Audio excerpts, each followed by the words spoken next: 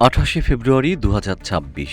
তখনও ইরানের শিশুদের ঘুম ভাঙেনি। হঠাৎ বোমার বিকট শব্দে হতচকিত হয়ে জেগে ওঠে তেহরান। দেখে তাদের প্রিয় মাতৃভূমিতে আঘাত এনেছে ইসরায়েল ও আমেরিকা। তেহরানও চুপচাপ বসে থাকেনি, পাল্টা হামলা চালিয়ে গুড়িয়ে দিয়েছে মধ্যপ্রাচ্যের বিভিন্ন দেশে অবস্থিত মার্কিন সামরিক ঘাঁটি। টানা 40 দিন ধরে ভান্ডারের সর্বাধুনিক অস্ত্র ব্যবহার করেছে আমেরিকাও, তবে দমাতে পারেনি ইরানকে। অবশেষে জানা যায় অস্ত্র ভান্ডারে টান পড়েছে মার্কিনীদের। প্রেসিডেন্ট ট্রাম্প বেশ আত্মবিশ্বাস নিয়ে খোশ মেজাজে ছিলেন এই ভেবে ইরানের অর্থনীতি ও সামরিক খাতে তিনি ধস নামাতে পেরেছেন।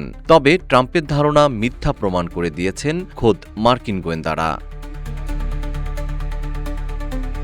ওয়াশিংটন তেহরানের মধ্যে উত্তপ্ত সামরিক সংঘাতের রেশ কাটতে না কাটতেই মার্কিন গোয়েন্দা সংস্থাগুলোর এক চাঞ্চল্যকর মূল্যায়ন সামনে এসেছে। যুক্তরাষ্ট্রের শীর্ষস্থানীয় কর্মকর্তাদের বরাত দিয়ে সিবিএস নিউজ জানিয়েছে, গত কয়েক সপ্তাহের টানা মার্কিন ও ইসরায়েলি হামলা সত্ত্বেও ইরানের সামরিক সক্ষমতা এখনও অনেকাংশেই অক্ষুণ্ণ রয়েছে।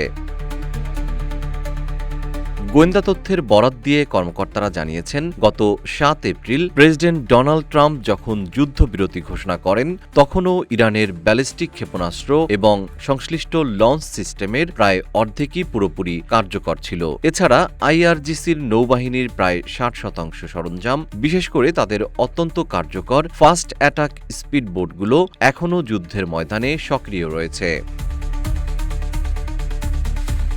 এদিকে হোয়াইট হাউস এবং মার্কিন প্রতিরক্ষা দপ্তর থেকে দাবি করা হয় যে অপারেশন এপিক ফিউরির মাধ্যমে ইরানের সামরিক কোমর ভেঙে দেওয়া হয়েছে। খোদ প্রেসিডেন্ট ট্রাম্প দাবি করেছেন, তারা ইরানের নৌ ও বিমান বাহিনীকে পুরোপুরি ধ্বংস করে দিয়েছেন। এমনকি যুদ্ধসচিব পিট হেগসেথ এই অভিযানকে এক বিশাল বিজয় হিসেবে আখ্যা দিয়ে বলেছিলেন, ইরান আগামী কয়েক বছরের জন্য লড়াই করার ক্ষমতা হারিয়েছে।